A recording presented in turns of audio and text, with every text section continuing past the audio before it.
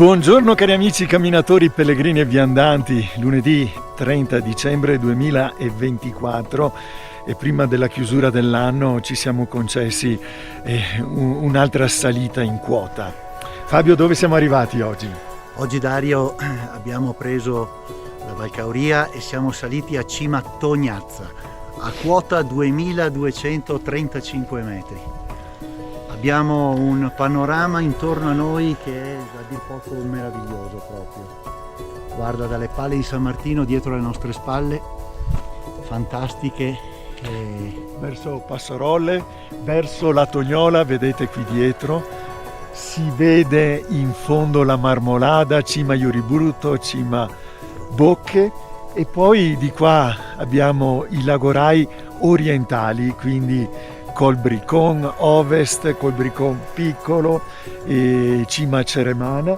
Si vede Cima Cece dove siamo stati un paio di mesi fa e poi naturalmente abbiamo Cima d'Asta, il principe, la principessa del Gruppo del Lagorai. Naturalmente, vabbè, qui in fondo, lì in fondo si vede Col dei Paradisi, Malga, Fossernica di fuori, vabbè, tanti e tanti posti che conosciamo. Quanto ha neve oggi, Fabio? Ecco, purtroppo c'era poca neve, Dario, perché se si guarda anche dal video e dalle immagini che le persone stanno vedendo, purtroppo stamattina la neve non ce n'era proprio, sì, un po' in qua, un po' in là, ma per fortuna non abbiamo messo né le ciaspole né abbiamo calzato i lamponcini. Sì, questa anche se è una classica da fare con le ciaspole. Oggi proprio pochissima neve, insomma, e non serve proprio niente oggi per salire. Vabbè, ci è andata bene, come avete visto. Invece continuano a sciare sulla pista della Tognola, che è innevata artificialmente, ma altrimenti neve ce n'è gran poca. Cari amici, allora dalla Tognazza è tutto, vi salutiamo, continuate a seguirci. Dario e Fabio vi salutano e vi augurano un buon 2025. Alla prossima!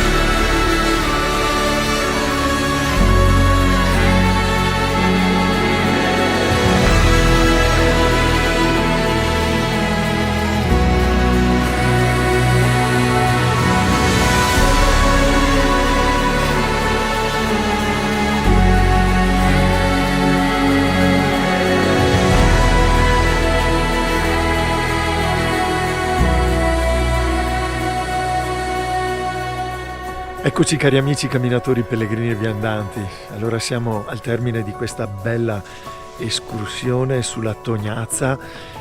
Sono le 4 del pomeriggio e come vedete le Pale di San Martino stanno rosseggiando al tramonto. È qualcosa di meraviglioso. Siamo sulla punta nord del lago di Calaita e così il tramonto sta venendo avanti e le cime si stanno arrossando una dopo l'altra. Quindi ecco, ve lo documentiamo come una delle bellezze così delle nostre Dolomiti. Cari amici, da Dario E da Fabio? alla prossima, non immaginerete dove sarà la prossima. Seguiteci, mi raccomando. Ciao!